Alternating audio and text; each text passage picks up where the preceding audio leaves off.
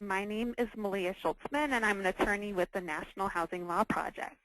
Welcome to the Violence Against Women Act, Housing Protections for Survivors.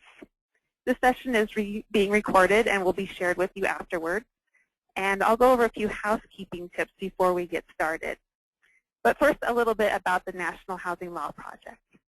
We're a support center for domestic violence agencies and legal services programs throughout the country. And we provide training and technical assistance on a variety of housing-related issues. Toward the end of the presentation, we'll discuss resources that are available to you all. But we do encourage you to contact us if you do have housing-related questions that affect your clients who are survivors of domestic and sexual violence. I'm fortunate to be joined today by two amazing advocates, Dorinda Wider of Legal Aid Society of Minneapolis and Barbara Zimble of Greater Boston Legal Services. And toward the end of the presentation, after we go over the basics, Dorinda and Barbara are going to share with you some of the great advocacy that they've done in their jurisdictions on behalf of survivors of domestic violence. So with that, before we get started, let's go over the GoToWebinar Interface. You should have on the left-hand side of your screen a viewer where you can see my PowerPoint presentation. On the right, you have a control panel. This is a great time to test the audio quality of this presentation. So if you're having trouble with the audio, you can choose to use either your telephone or your computer's mic and speakers. To use your computer's mic and speakers, you'll need to select Use Mic and Speakers on the audio pane.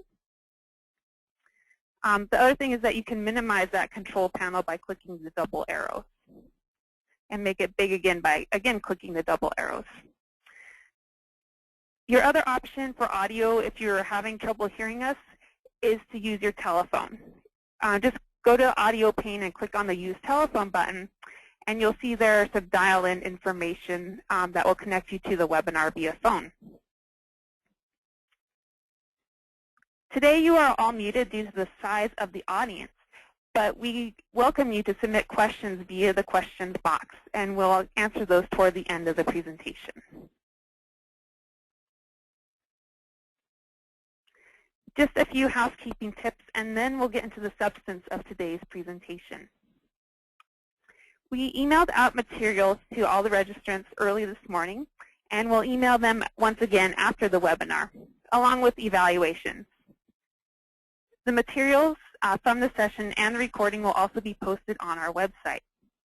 For those of you who are California attorneys and seeking CLE credit, we'll email out your certificates early next week.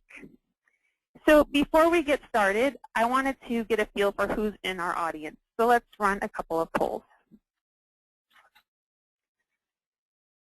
So first, please let us know which best describes you. Are you an attorney or advocate working on domestic violence issues, an attorney and advocate working on housing issues? Are you transitional housing program staff? Do you work for a state domestic violence or sexual assault coalition? Or do you fall into the category of other? So it looks like people are still voting, and I'll give you a couple more seconds to do that. It's just helpful for everyone if we can see who's in the room today with us. All right, so I'm going to go ahead and close the poll and share the results with all of you. So we have a great mix today of a variety of different audiences, so it's going to be very helpful to hear what your experiences have been like working on these housing issues that affect survivors. So 32% of you are attorneys or advocates working on domestic violence issues. 16% are advocates working on housing issues. We've got a great representation of 28% transitional housing program staff. And we have 7% state domestic violence or sexual assault coalition staff, and then 17% of you fall into the category of other. And we'll run one more poll before we get started. So we wanted to hear from you how you would describe your knowledge of VAWA's housing protection. Would you describe yourself as new to the protections? Would you say that you have some knowledge of the protections? Are you familiar with them, or are you an expert? And if we have any experts, I'm going to find a way to call on you and make you answer some of the questions we'll discuss today.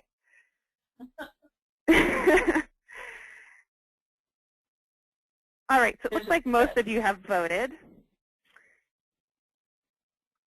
So this is great that we have several of you who are new to the protections or have some knowledge. We really wanted to gear this webinar to people who wanted to build their knowledge of the VAWA housing protections and wanted to get started doing this work. So we're excited to see so many of you who are getting familiar with the law and how you can advocate on behalf of your clients.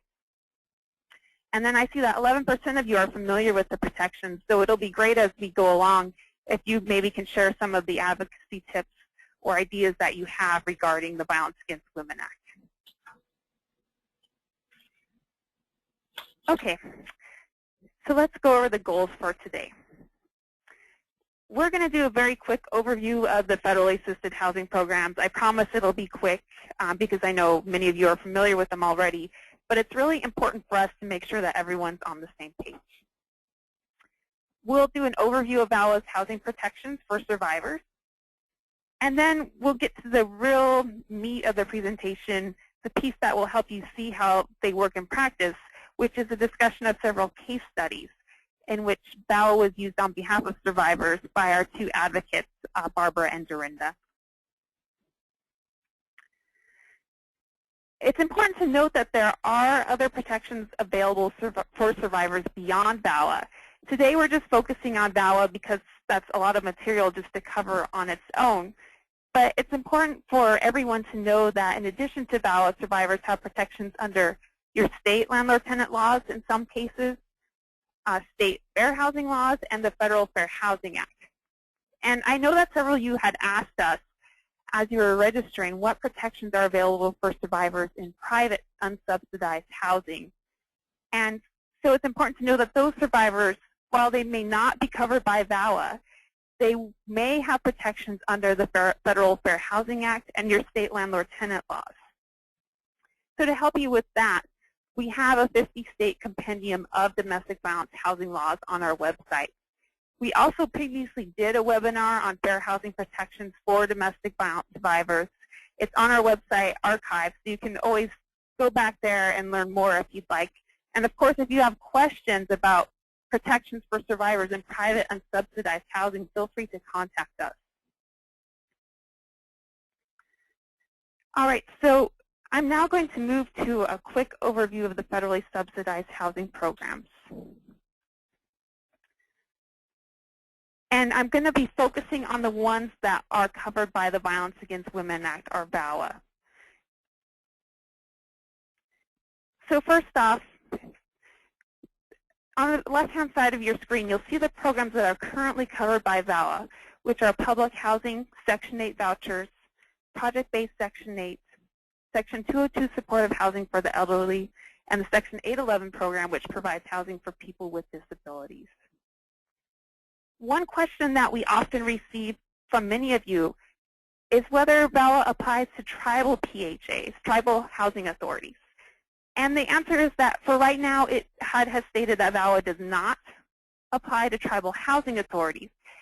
But we should let you know that you can always ask your local tribal housing authority to adopt a domestic violence or sexual assault policy. And even the same thing for the rural development program, which also is not currently subject to VAWA.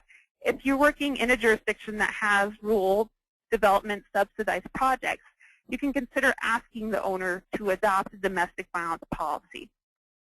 So even if you're dealing with a property that isn't necessarily covered by VAWA, it's still important to think about, are there ways that these protections might be able to be adopted by the owner or the tribal housing authority.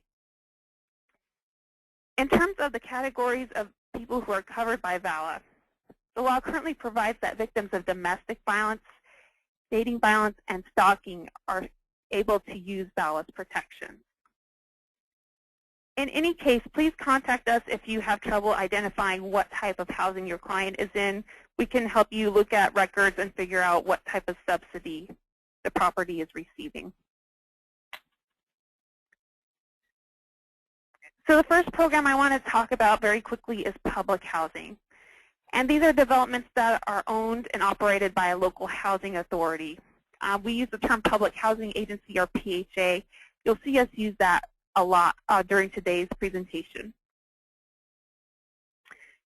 So the thing to know about housing authorities is that the local public housing agency is going to develop its own leases.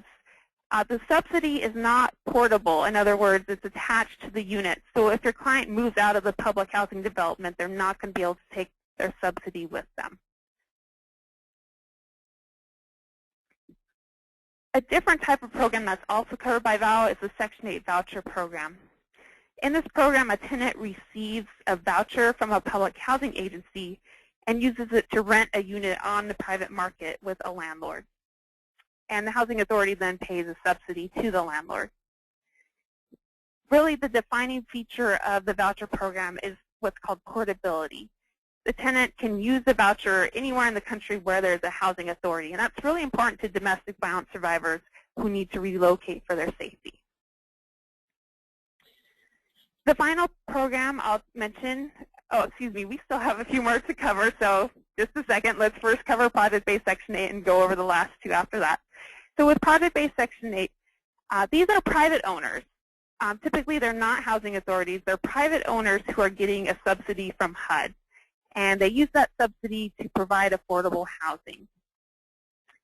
And again, this is a type of program where the subsidy is attached to the rental unit. It's different from the Section 8 voucher program I just talked about, because if the client moves out of the project-based Section 8 unit, they typically do not get to keep their subsidy. Two other programs that VAWA covers, there's Section 202 housing for the elderly, and this is typically operated by nonprofit organizations. Similarly, there's Section 811 housing for people with disabilities. Again, this is housing that's usually funded by HUD and operated by a nonprofit. So hopefully we're now all on the same page about the different types of subsidized housing programs that are covered by VAWA.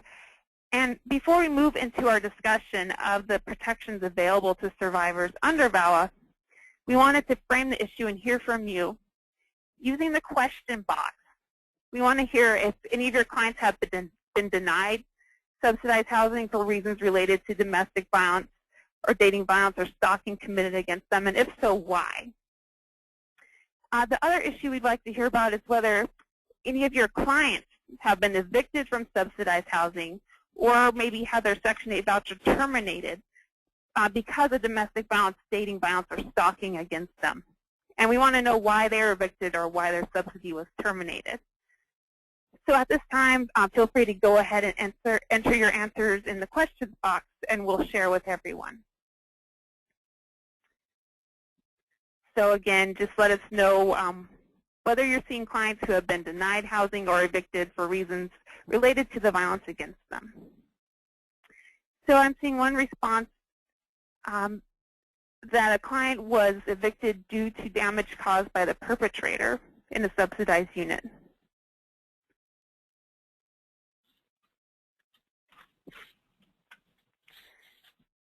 So keep those answers coming. Someone's saying there's some victims who are become unsafe in their subsidized housing and just have to flee because they have no other place to go. Clients evicted because the police came to the unit too many times, and we actually saw people raise that several times in your registration. People saying that maybe the client became homeless due to domestic violence.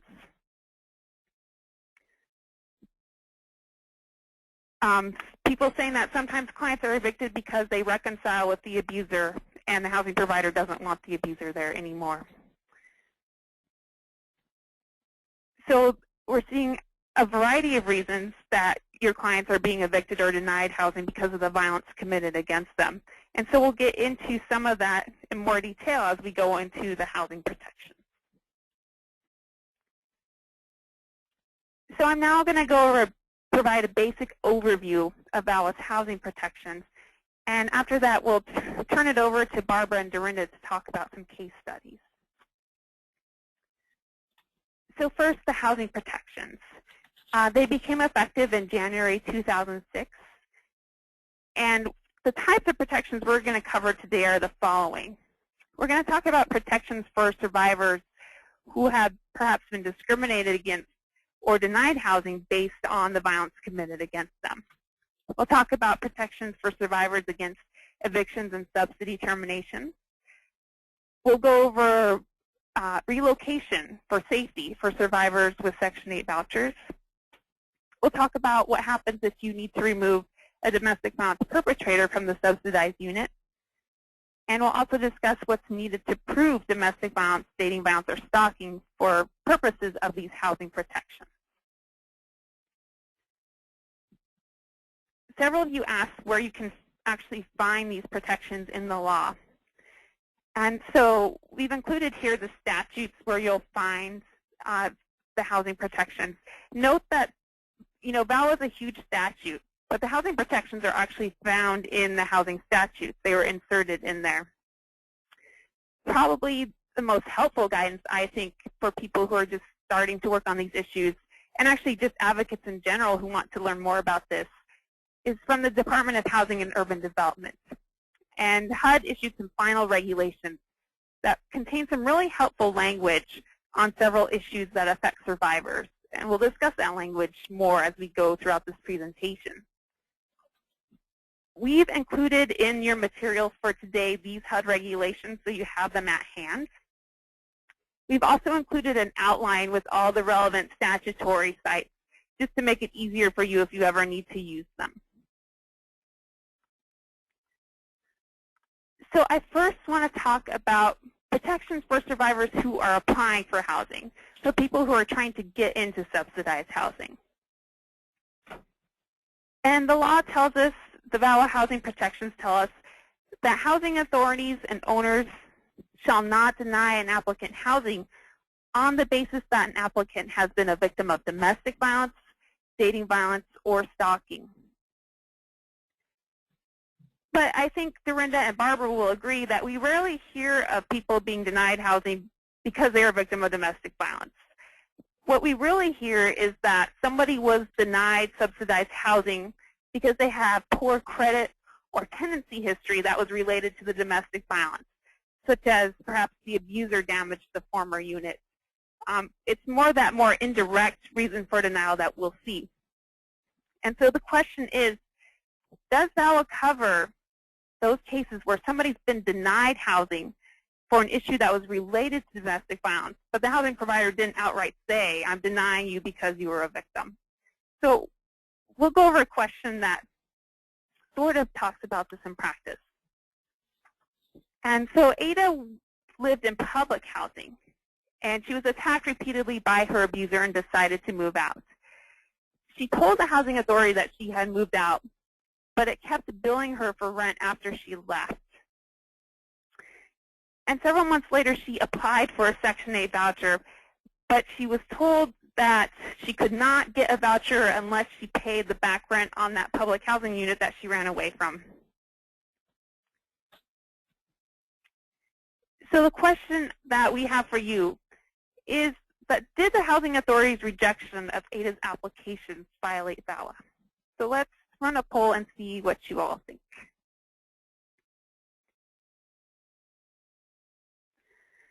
So the question is, did the housing authority's rejection of Ada's application, did it violate VAWA?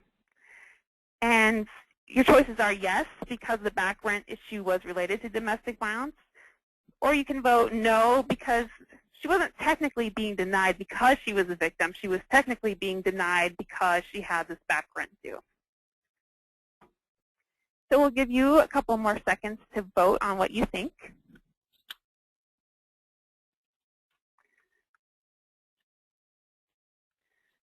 All right, so let's look at the results. So the majority of you think that since the back rent issue was related to the domestic violence against Ada, she should be protected by VAWA. And a smaller group of you think that no, it's going to be hard to argue because there wasn't, it wasn't clear that that's the exact reason why the housing authority denied her. And this is an issue that comes up time and time again. And the approach that we've told advocates is that if you think you can demonstrate a clear link between the negative history and the domestic violence committed against your client, you probably have a fairly decent VAWA argument that this person can't be denied based on that negative history. Again, it's just important, though, to be able to show the link between the negative history and the domestic violence. So in Ada's case, if you have documentation of the domestic violence around the time period when she fled the unit and stopped living there, also if she gave written notice to the housing authority that she was leaving due to domestic violence, that also would be helpful in showing the link between her inability to pay rent for that time period and the domestic violence committed against her. So again, it's not an issue that's clearly addressed under the law, but we would encourage you to make the argument as best you can if you know there's a link between the client's negative history and the violence committed against her.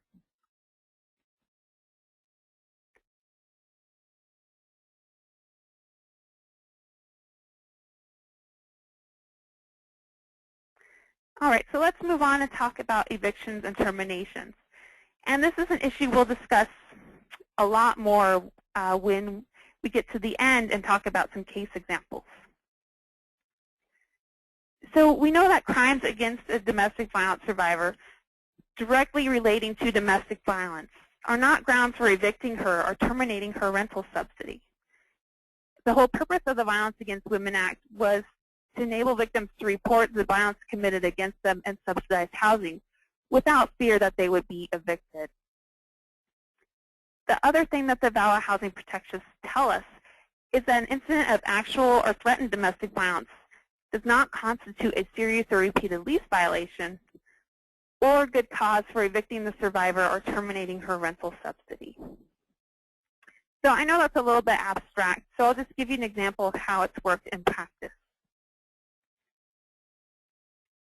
There was a case involving a woman named Sonya, and her ex-boyfriend, John, cut himself while breaking into her unit, which she was renting with a Section 8 voucher. A security guard responded to that incident and made a report to management about John cutting himself and an argument that occurred between the two people.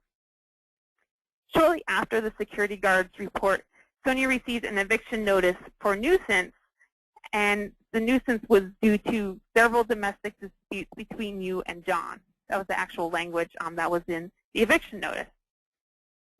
Sonya had several police reports and a restraining order that documented John's violence against her. And a court found that Sonya was, in fact, a victim of domestic violence, and that the landlord was prohibited from evicting her under VAWA. In other words, she was protected against eviction because she was able to show that this alleged nuisance was actually the acts of domestic violence that were being committed against her. And we've included the court's opinion in your materials, as well as one of the court documents that the attorney used, just because it has some great language in it about domestic violence and how it is cyclical in nature. And again, we'll get into more examples of the eviction protections as we go on today. I just want to briefly let you know that there are some limitations on that eviction protection. And that is that owners and housing authorities can still evict if they can show that the victim's presence creates an actual and imminent threat to other tenants or employees at the property. If you ever see one of these cases where an owner tries to argue that your client is a threat just by being at the unit, there are some helpful HUD regulations, some helpful language that can help you formulate an argument against that.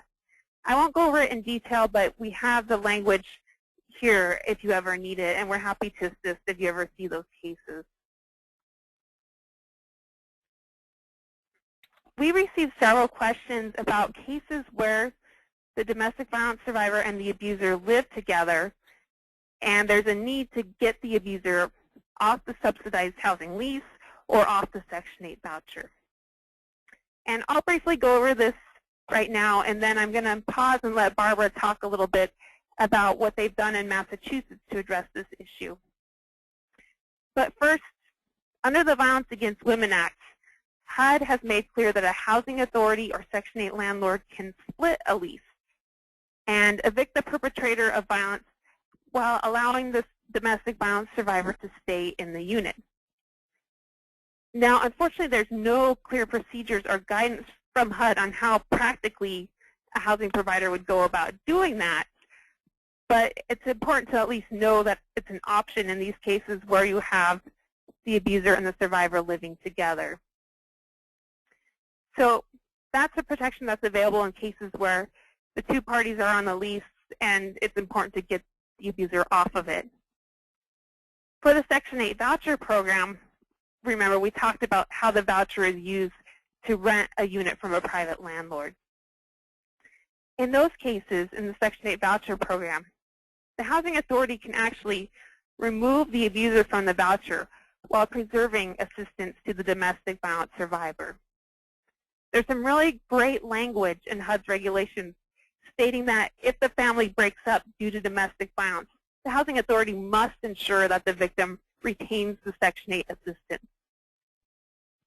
So now I wanted to let Barbara jump in if she has anything to add about these cases where the family breaks up in subsidized housing due to domestic violence.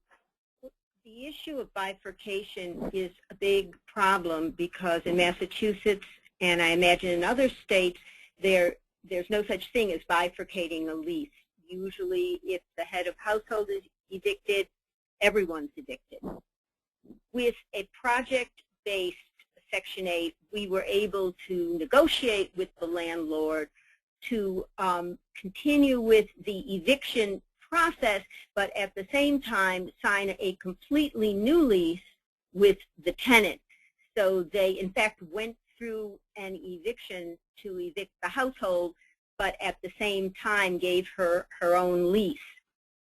For some of the project-based developments and for public housing, you could try to solve the problem by having whatever order you're able to get, a protection order under state law, to try to get that order to specifically vacate the abuser and specifically provide that the survivor gets to stay in the unit. We have not been very successful in getting probate court judges to get themselves involved in housing, but we were able to get at least one judge to order that the abuser transfer the Section 8 to the survivor. Family breakup is a great tool for Section 8 because all housing authorities should have a family breakup policy in their Section 8 administrative plan. And most that I've seen have tracked the suggested federal language and says that the housing authority must provide that the victim gets the voucher. The problem is the regulations, neither the regulations nor the statute put out a process for this to happen. And many times the survivor, if she's not the head of household, has no idea that she has any rights to the voucher, and the abuser would either use that as a tool to further abuse her, to keep her in the household, or will try to actually walk away with his voucher. At least there are over 200 housing authorities in Massachusetts, and we have negotiated with a few of them, and in particular the Boston Housing Authority actually with us devised a process for use with family breakup. And the process provides that where the family breaks up, the housing authority has to give notice to all adult members of the household if they intend to give the voucher to any one party. And the other person can request a hearing, and they've devised their own hearing procedure. And in most cases, the survivor has been able to retain the voucher. Other housing authorities don't have a process, and in one, they actually used their Section 8 termination process, and it became very convoluted with the termination. I think the answer is to be creative, and if your state law gives you a hook to provide orders that the abuser vacate the unit and that the survivor gets the resource or the unit. That's usually the easiest way. If not, I would suggest negotiating with your local housing authority to get a procedure in place so that the survivor is notified of her rights to potential rights to the voucher.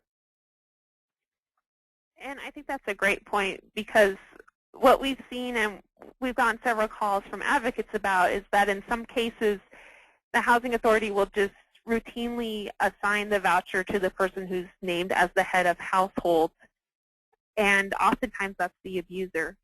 And so it's important, as Barbara said, to work with your local housing authority to see what their family breakup policy is. And if it doesn't consider domestic violence, then it's going to be an important goal to get to work with them to make sure that domestic violence is considered in these family breakup decisions.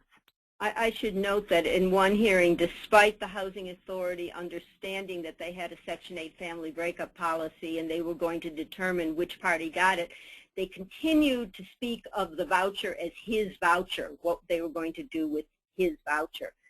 So there's a lot of reluctance on the part of the housing authority to actually follow the regulations. They retain, I think, a certain reluctance to get involved in the issue, and that's how they determine it. Can I have something here? Please.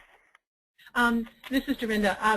I think it's also important to take every opportunity to educate the bench that Barbara was referring to, that is reluctant sometimes. In her case, it's in her state, it's the probate bench, to make those orders about disposition of the voucher, to educate the bench that the voucher is property, because they're kind of used to figuring out who gets the car, who gets the barbecue, but they don't really think of the voucher as property, and our clients often don't think of it as property. And it may be, in fact, one of the most valuable assets the household owns. So try to add that you should look in Massachusetts. The court that issues the stay-away order doesn't have to be the probate court, and in fact, the statute gives them the right to do everything necessary to protect the victim, and it would seem that, you know, protecting her housing would be enveloped in that right. But again, the judges they don't want to touch housing. Right. So it sounds like it's going to vary from jurisdiction to jurisdiction, but maybe a good goal to have is to think about what can we do with our courts to encourage them to make sure to assign subsidized housing to the survivor in divorce, restraining order, or separation proceedings. And so this has been a great discussion. In the interest of time, we'll move on and talk about the next type of issue that comes up for survivors again, in the Section 8 voucher program particularly. We discussed that the voucher program allows people to move anywhere in the country where there's a housing authority and take their voucher with them. And that relocation right is very important for survivors who need to move for their safety. Typically, if a Section 8 family moves out in violation of their lease, the housing authority has grounds to terminate their subsidy. But fortunately for us, the Violence Against Women Act provides an exception for domestic violence survivors who need to move for their safety. An important restriction to note is that many housing authorities prohibit Section 8 tenants with vouchers from moving during the first year of their lease or from moving more than once during a 12-month period. However, those policies that restrict when a person can move with their voucher, they do not apply when the move is needed for safety. And we've included the regulatory site here because we're still seeing problems with housing authorities refusing to let survivors move with their voucher. And Barbara actually will talk about a case later on that discusses this problem in more detail. We discussed earlier when we went over the subsidized housing programs that in public housing and project-based Section 8 housing, the subsidy is actually attached to the unit. It doesn't move with the client if she moves out. And so in order to stay in subsidized housing and make the rent affordable, clients living in those housing programs need to transfer to another subsidized unit in order to be able to keep paying an affordable rent. And we often receive questions about what's the housing authority's obligation to move someone who's in public housing to a safer unit? Or if you have an owner who owns a project-based Section 8 development, what is the owner's obligation to move the client to another development for her safety? And unfortunately, VAWA does not address transfers in those types of properties. And so advocacy, individual advocacy, becomes very crucial in these cases. It often takes an advocate explaining to the housing provider the danger that the client is in and the potential damage that could be caused if the housing authority or owner refuses to move the client to another property. And so we have some sample letters requesting transfers on behalf of survivors who need to move for their safety. And we're happy to share those with you if you do come across one of these cases where a housing provider is not being too helpful in moving your client to safe housing.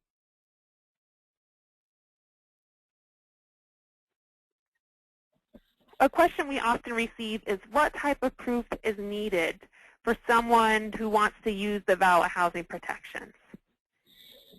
So let's assume that a housing provider seeks to evict because of a lease violation.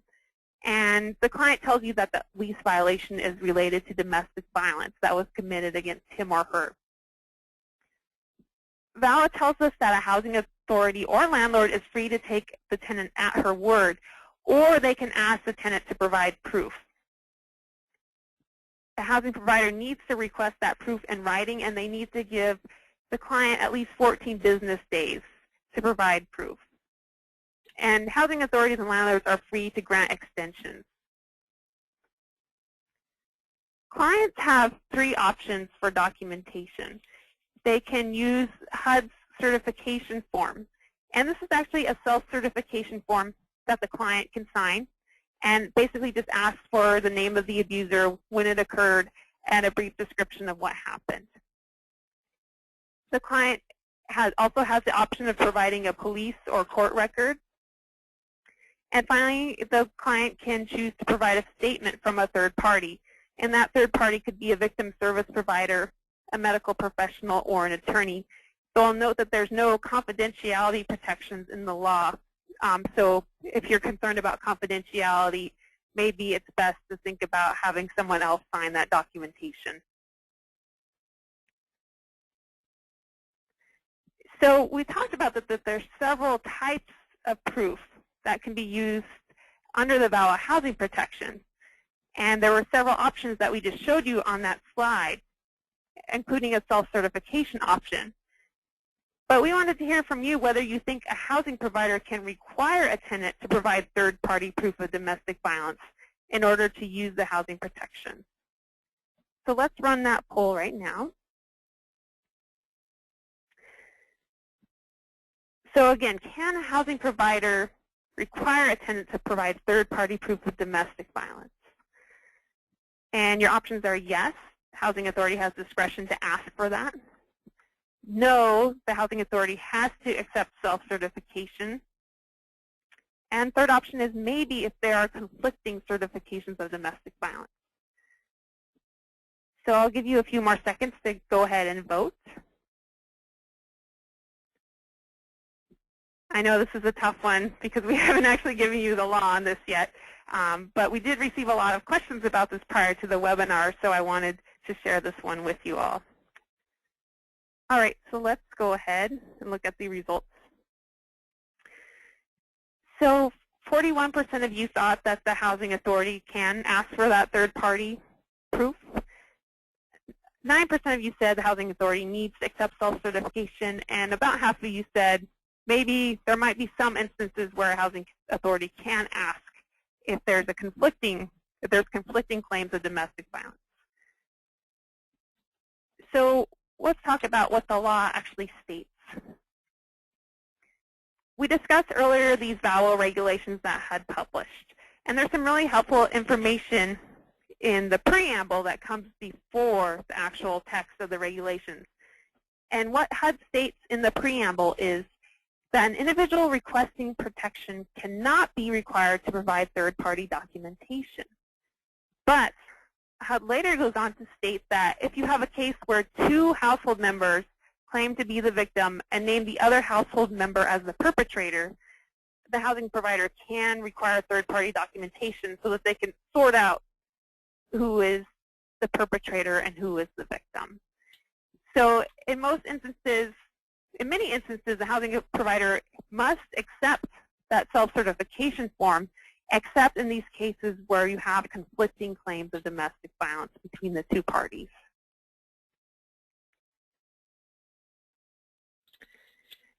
I'll just briefly discuss a couple of other requirements under VAWA, and then we'll get into the case studies. First, housing authorities are required to provide notice of VAWA's protections to their tenants and to landlords. And also, housing authorities have an obligation to plan for how they're going to help survivors of domestic violence access housing. There are some areas where VAWA's application is unclear, and so we wanted to flag those for you all. First of all, we get questions about sexual assault survivors. Are they covered by the VAWA housing protections? And right now, they're not explicitly covered. This is something that people are hoping to resolve through the VAWA reauthorization. There's certainly no reason why sexual assault survivors should not be covered, but right now the law just doesn't explicitly cover them. So for now, it'd be important to look at the federal or state definitions of stalking or family violence to see if a sexual assault victim might somehow fall into those definitions. Some of the most difficult cases are those where the link between the domestic violence and the lease violation is sort of indirect, such as the abuser refuses to pay the rent as part of the cycle of power and control. Other difficult cases are where a survivor signs an agreement to either keep the abuser off the premises or repay damages caused by the abuser, and then the survivor violates that agreement. Another one that frequently comes up are cases where the survivor repeatedly reconciles with the abuser. And finally, an issue that comes up is, what can I do if a housing authority just refuses to comply with the law, or if an owner refuses to comply with the law? So these are all areas that are sort of murky under the law. There's not clear answers. So we encourage you to contact us or other advocates to see if you can come up with creative solutions for addressing these. Before I turn it over to our advocates to discuss their individual cases, I'll just briefly tell you about what's happening with the VAWA reauthorization. As part of the reauthorization, you may know that there's currently a version in the Senate and a version in the House. Both versions would improve VAWA's housing protections, but the Senate version would be more protective for survivors. And since there are differences between the two versions, it's not clear how the two chambers of Congress are going to work that out, whether there's going to be conference to sort of sort out the differences. But what advocates are really hoping for as part of the reauthorization is that sexual assault survivors will be covered and that many more federal housing programs will be covered by VAWA, especially the rural housing programs and the tax credit program in particular.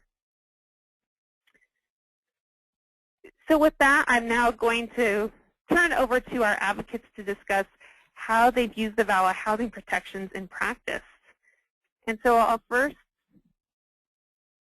let Rhonda speak about her clients.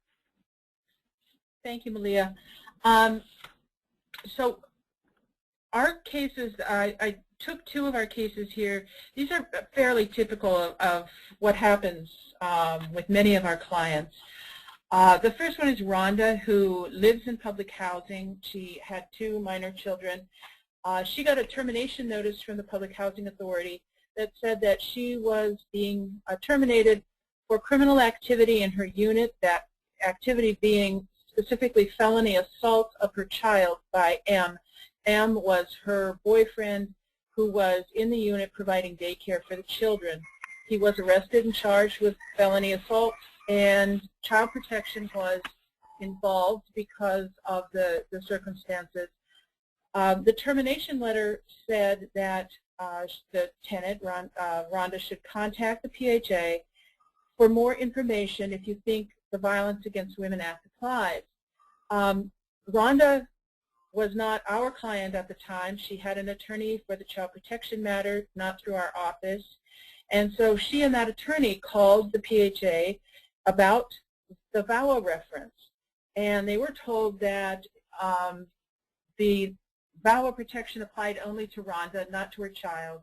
Since her child was assaulted, not Rhonda, go away and prepare for termination. So Rhonda, our PHA has a two-stage process, as many do. She went to the informal conference on her termination, pro se. Her attorney representing her with the child protection issues didn't go to the hearing because didn't know anything about housing law, thought she could go pro se. Rhonda explained there that the perp was under custody. Rhonda wasn't charged. She had given him the heave-ho as a result of his behavior.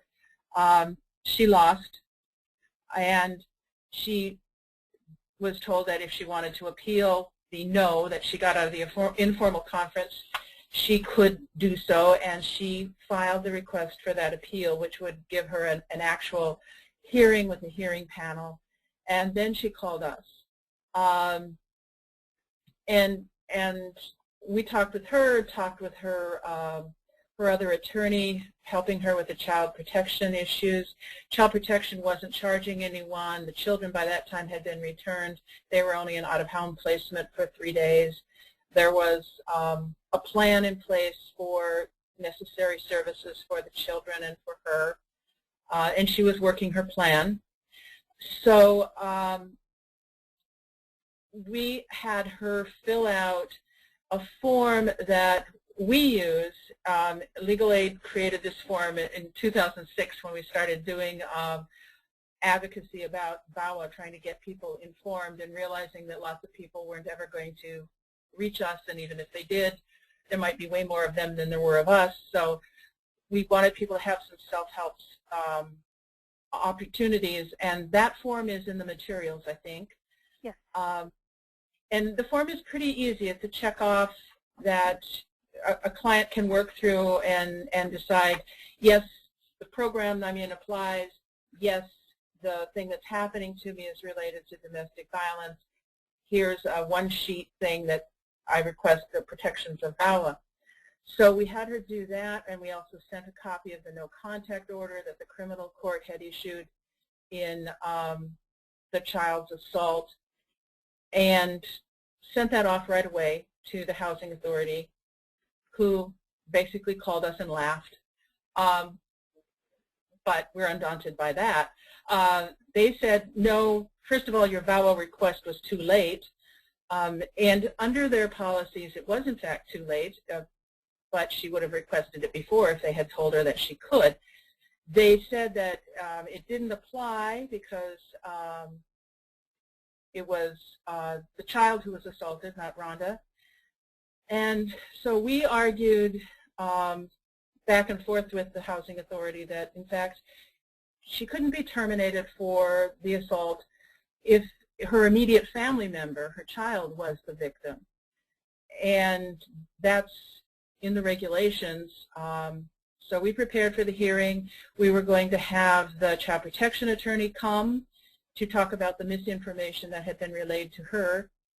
And at that point, just prior to the hearing, like the day before, the PHA granted VAWA eligibility. Because there were no other reasons to terminate Rhonda, the termination was withdrawn.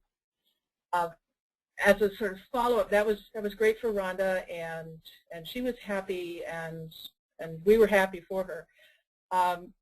But we knew that the termination letter, as it was written, and the slide quotes directly what the letter said, it's pretty vague about, well, if you think this applies to you, you might want to ask about it, but it doesn't really tell you what it might be, and it certainly doesn't say if it applies to you or your immediate family members.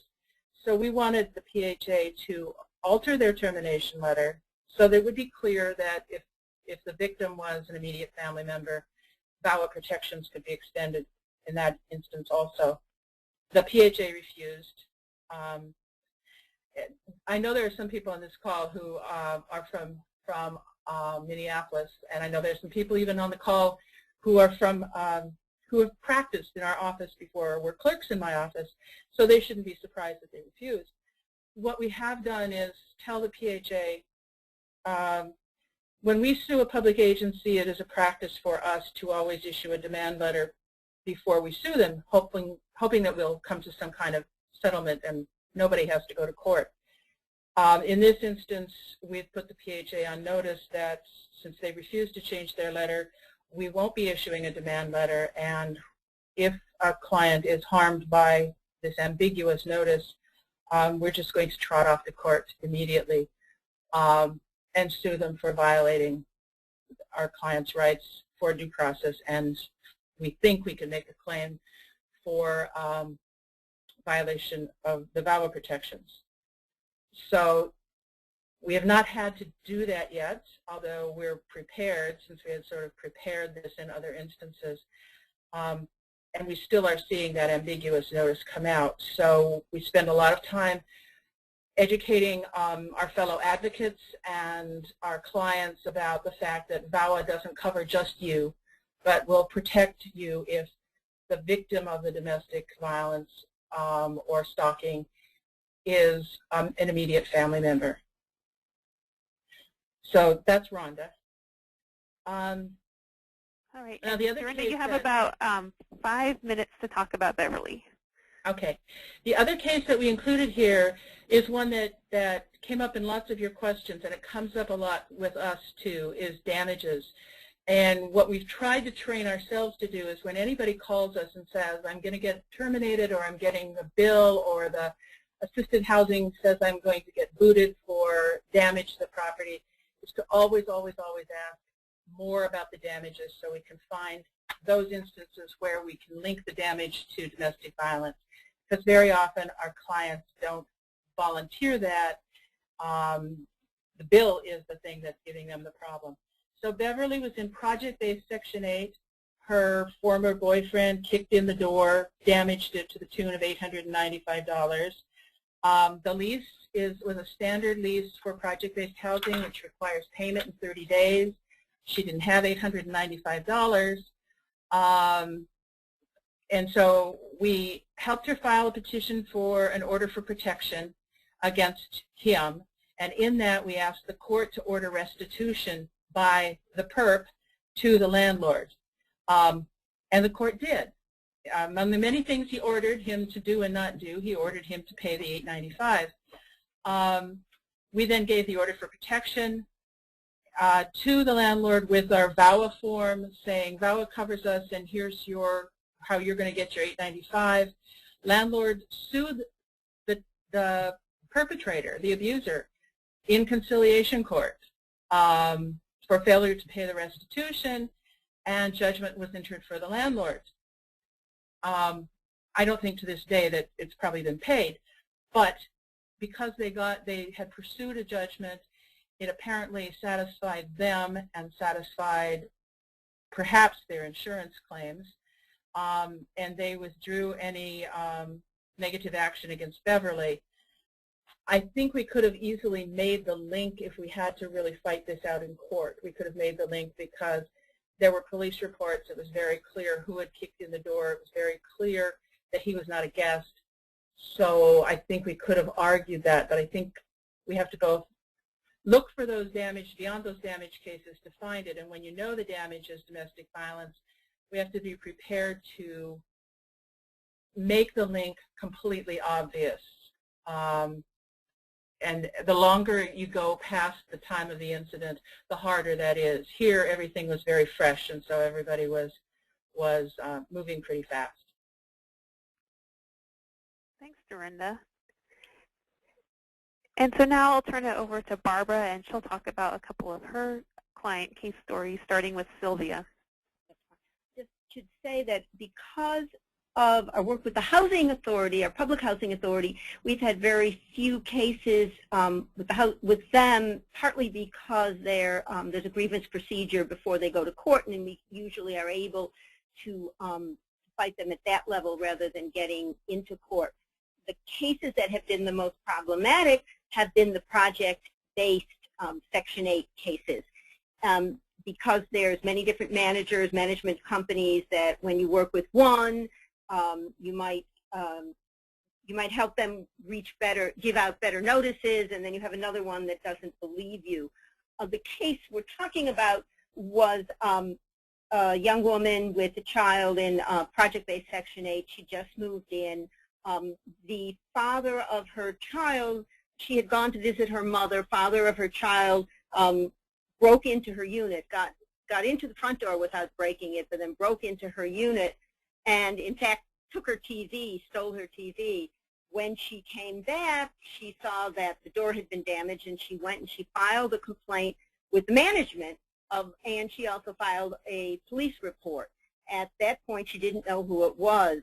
A few hours later, the management company brought her in and said, here, you know, we pulled the tape. They have a surveillance system in the hallway, and here's the person walking out with the TV. And Silvia recognized that person as the father of her child, and a frequent on and off abusive relationship. And she just didn't want to tell them it was him. She didn't want to get him into trouble, because that in the past had come back on her. He'd get violent, and she just didn't want any more trouble. She came to us through our eviction, when the eviction was brought, and had filed a pro se answer. She knew nothing about her rights under the Violence Against Women Act. And after she met with us, she went and got a restraining order against the abuser, and we helped her fill out a VAWA form. And we used the HUD form mostly because they're used to seeing it, and we thought that they would recognize it.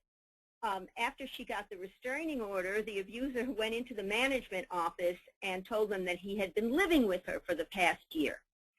The notice to quit had given all sorts of reasons. The broken door, they accused her of filing a false police report. They thought she was in cahoots with the abuser.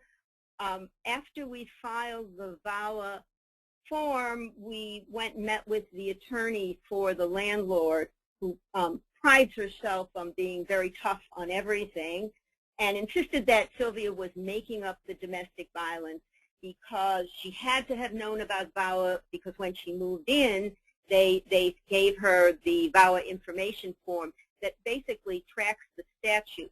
At no point in the notice to quit did they say anything about VAWA. They also said, you've never complained about domestic violence before.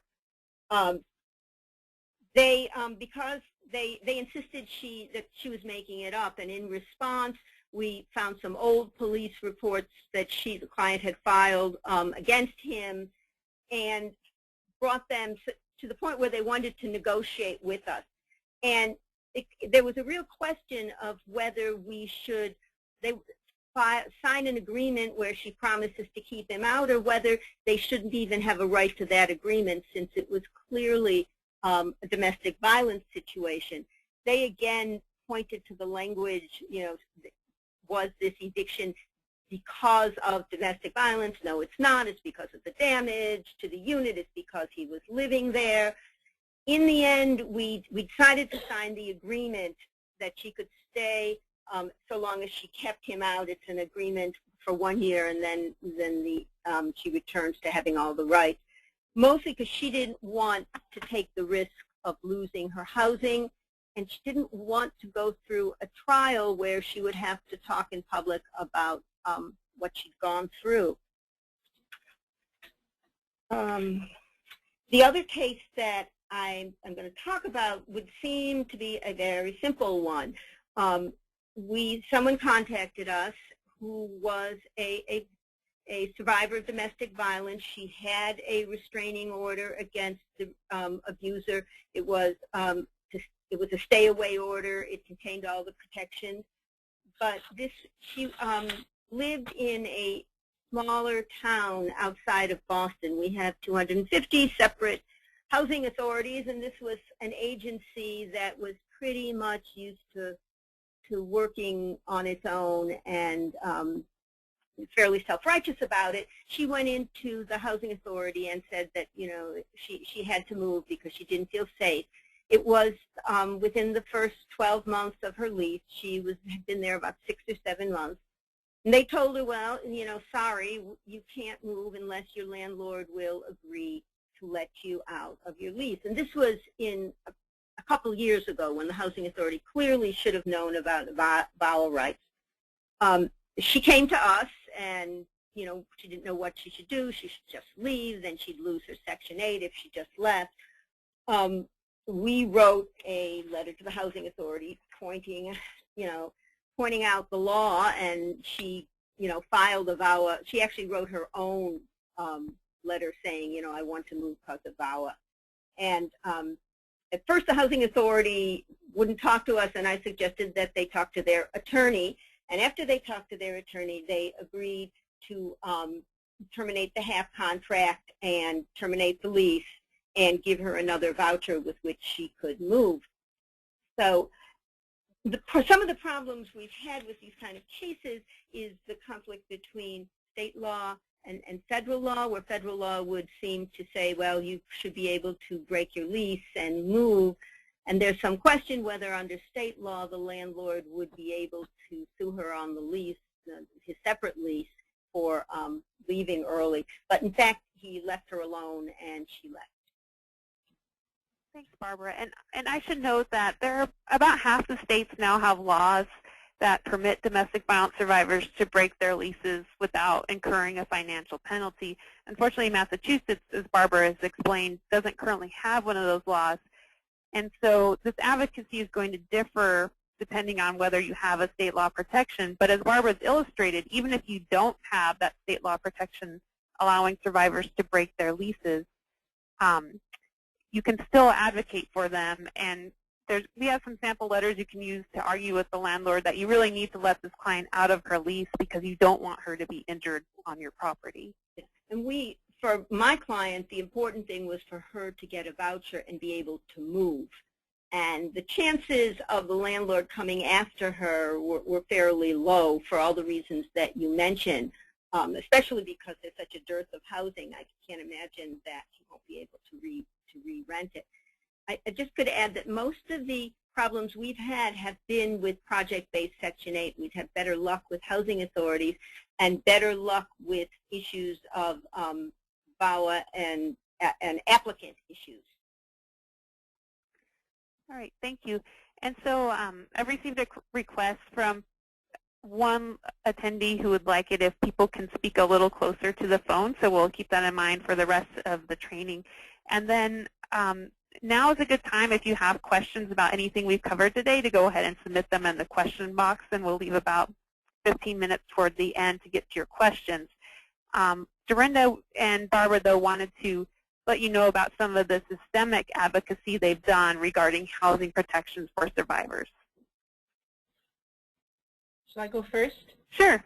One of the things I think that was useful and has continued to be useful to us is when VAWA was enacted back in 2006, we found that lots of times whatever HUD had sent out to housing authorities or to project-based owners, they had not read, or they didn't have time to read, or they hadn't really thought about it. Sometimes that's bad, but sometimes it's just they would do the right thing if they just knew it. So we had, there's 90 counties in Minnesota, and everybody has their own housing authority, so there's at least 90 of them, and every county has more than one, and every jurisdiction, so there are many. But we had a survey that we put together, and we had a law clerk who very meticulously called and contacted every single housing authority running public housing in Section 8 in the state of Minnesota to ask, so are you aware of VAWA? How do you implement it? Do you have a policy? Have you put it in writing? What kind of notices do you give to your tenants? What kind of notices do you give to Section 8 owners and participants? And if they didn't have it, to then offer them a sample notice, sample VAWA policies, and lots of them took us up on the offer. Some of them then, even when they got the information, and we gave them information from NARO, the National Association of Housing and Redevelopment Organizations, so it wasn't just some crazy legal aid lawyer down in Minneapolis. So it was from housing providers like themselves that they could look at. We offered to do trainings, and we've done a dog and pony show, myself, a family law attorney from our organization, and a domestic services coalition member, and we have been all over the state and then some, talking to everybody about, we've trained staff, we've trained domestic violence service providers about VAWA, we've trained housing provider staff about what it means. We've trained and retrained some of the same people, but very often, since there's great turnover in some of these places, we're training new folks. Because we bring along domestic service providers or domestic services advocates, they have lots of questions about domestic violence, and they have lots of questions about local services, and that's a way to get that information out there. We did that survey in 2007, I think, and we did it again in 2009, found higher implementation, but still found some people who were contacting us for, we would put a policy in place if somebody would just write it, there's only 3 of us running this agency, what do you got? And so we've been able to put that out there, and that's helped. The other thing is always to have, it's always nice to have a friend who seems like they are not just one side of the equation advocate, and so we've made contacts and used trainers that are attorneys who represent housing providers who will do the trainings with us. The project-based, as Barbara mentioned, there's so many owners and they're all over. That's been a really hard nut to crack. We finally have HUD, the Minnesota HUD office has agreed to invite all the project-based owners in the state to a training in October, and we will be training them on VAWA and domestic violence, along with an attorney. There'll be a family law attorney, a domestic services provider, me, and an attorney who represents for-profit and nonprofit landlords who have some of those HUD project-based properties. That only took 6 years to get our foot in that door, but it's in. And so doing that, maybe we'll see greater compliance. I just could add a few things. One of the things we've been able to do is to actually meet with the Housing Authority and actually work with them on drafting their policies. They were surprisingly open, partly because they didn't understand the issues, to help, reviewing their policies with us. And we've only been able to do that with a few housing authorities, but they then have buy-in. They see themselves as our allies. And the other thing we've tried to do is connect housing authorities with the local domestic violence advocates themselves, because many times the housing authority, the managers feel helpless. They understand that they have obligations, and they see some of the typical things that happen and how to prevent people from going back to the abuser. What should they do? Some of the managers actually seemed frightened when they understood that people were in danger. So giving them a number to call and a person in their own community that would help them out has really been helpful. The other thing we did do is try to meet with some of the larger management companies that manage project-based development, because when someone leaves a project-based development, they lose their subsidy, and there's no transfer arrangement in place because there's different owners, and we've been trying to work with them to try to see if they could develop some sort of inter-housing transfer, so that people who leave a project-based unit might be able to move into a project-based unit somewhere else, rather than having to start all over again. So those are all really great tips, and we'll go over some additional resources and provide you with everyone's contact information. So one of the resources we've put together is a manual titled Maintaining Safe and Stable Housing for Domestic Violence Survivors. The URL for the manual is on this slide, It's available on our website. Additionally, as I've mentioned throughout today, we have some sample documents that you can use in advocating on behalf of your clients. Those are included in the appendices to this manual, and we restricted access to those appendices since, some of the documents are a little bit sensitive in nature. But if you email me, I'm happy to send you the appendices with the sample letters. But again, since some of the content is sensitive, we want to restrict it to domestic and sexual violence agencies and legal services attorneys. And anyone who's an OVW grantee can receive that as well. And finally, here's our contact information. And I'm sure Dorinda and Barbara would also be willing to share with you some of the documents that they've talked about during this session. So now I wanted to turn to a few of the questions that were submitted during today's webinar. One of the questions that we received several times was whether housing authorities are required to offer a preference for domestic violence survivors who are applying for public housing or Section 8 and allowing survivors to move up the wait list more quickly. Housing authorities have discretion to provide that type of preference, but they're not required to offer it. It's part of their locally developed policies. So if you think that survivors in your jurisdiction could really benefit from moving up the public housing or Section 8 wait list more quickly, that's something that you should work with your housing authority on, and also your project-based Section 8 owners as well, to see if they might be willing to give a preference for survivors in their program. There's also that obligation. There's also that obligation to actually have a plan for how they're going to make things better for domestic violence victims, and so you can hook onto that so that that works into their plan. Right, that's a great point. The specific regulatory requirement. And PHAs just don't sometimes know what to do, so as Barbara said, connecting them with domestic service providers is key. Great, thank you. Another question we received is, what type of documentation can a housing authority or a housing provider request when somebody needs to transfer to another public housing unit for their safety? And as we discussed earlier, VAWA really doesn't say much, unfortunately, about transfers in public housing or project-based Section 8 development. And one thing that you can sort of rely on is that housing authorities are required to have a written policy regarding transfers. So if they're not abiding by that policy or they're doing something different from what's in that policy, you can call them out on that and tell them that they need to be following their own policies.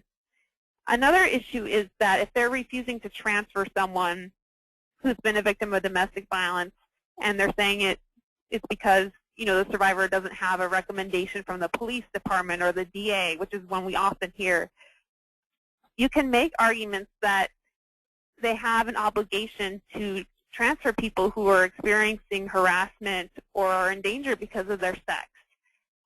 The Department of Justice has filed some lawsuits against housing authorities that refuse to transfer tenants who are being harassed and intimidated based on their race. And I think a similar argument can be made if you have a client who's experiencing violence that's related to her gender or his gender, perhaps in some cases. So, unfortunately, we don't have a real clear statement saying that a housing authority can only require certain types of documentation when there's a transfer request. So you have to be a little bit more creative in stating that housing authorities should really accept a variety of different types of documentation in order to move someone to another unit. And HUD has actually encouraged housing authorities in its public housing occupancy guidebook to let people transfer due to domestic violence and to accept a variety of different types of documentation in making those transfers. A quick question that I'll answer is, are men covered by the Violence Against Women Act housing protections? And in fact, men are covered. The statute's definitions of domestic violence, stalking, and dating violence are gender neutral. Somebody else has asked, can a housing authority require that a victim get a restraining order before issuing her a voucher? And that type of policy likely has some fair housing problems, I would say, because they're treating domestic violence survivors differently than other categories of crime victims. And as we know, the majority of domestic violence survivors are women. And also, housing authorities, again, need to have a written policy regarding their admission standards for both the public housing and the Section 8 voucher program. If they're doing something outside of that written policy, such as demanding that someone produce a restraining order before they can be admitted to housing, that violates federal law and it's problematic. Melia, I just might add that we actually met with the state agency that oversees housing authorities and talked about this same problem for state housing and got them to issue a memo to each of the housing agencies just to say that no particular kind of proof can be required, and just explaining how, for some people, getting an order will exacerbate the violence against them. That's a great point. Somebody else has asked, if a family breaks up due to domestic violence and the housing authority is assigning the voucher, doesn't matter if the parties are married and have children when the housing authority decides who gets the voucher.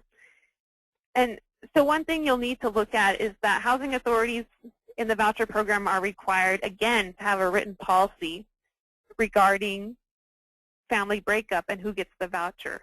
Many housing authorities will consider who has custody of the minor children in making that decision. So that may be a factor that weighs into the housing authority's analysis of who gets the voucher.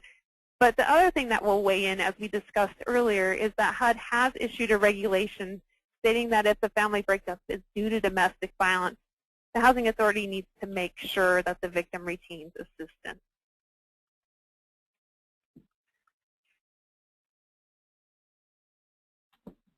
I'm just reviewing the other questions to see if there are any other quick ones we can answer. Somebody asked, what's the relationship between VAWA and the fair housing laws? And one thing I would say is, we mentioned earlier that the fair housing laws can be used on behalf of a variety of different people, regardless of whether they live in public or private housing. And one thing we would say is that in addition to these VAWA, Violence Against Women Act protections, clients may also have some fair housing protections as well. So many people often use both arguments in tandem just to strengthen their case.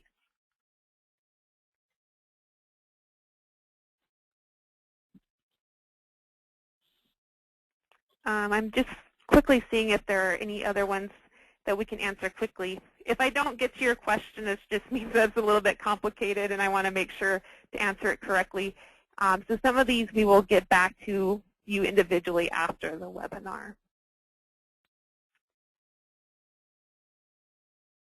So I think at this point, the remaining ones we'll get back to folks later on. We will be sending out, again, the recording of this session and the materials to everybody who registered for today's training. And I'll also send a link to the evaluation. We really appreciate any feedback you can provide on the evaluation. We do read them, and we make changes to our trainings based on what you say in our evaluation. So I appreciate your time in completing those.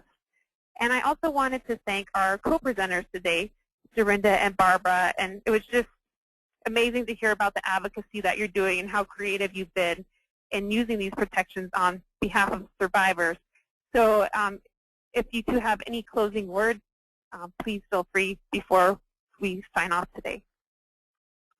I would just tell people that that you only have as many rights as you're willing to take advantage of, and this is a really good opportunity now, not just to protect survivors, but also to educate the community in large about domestic violence.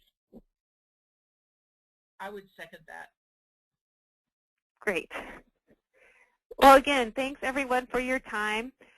As I mentioned, National Housing Law Project is a national technical assistance provider, and we're happy to answer questions or provide materials to you. My contact information is at the top of this slide, so feel free to reach out if you need assistance with any of these cases. So again, thanks everyone. Thanks for the great work that you're doing, and hopefully we'll be in touch. Thank you.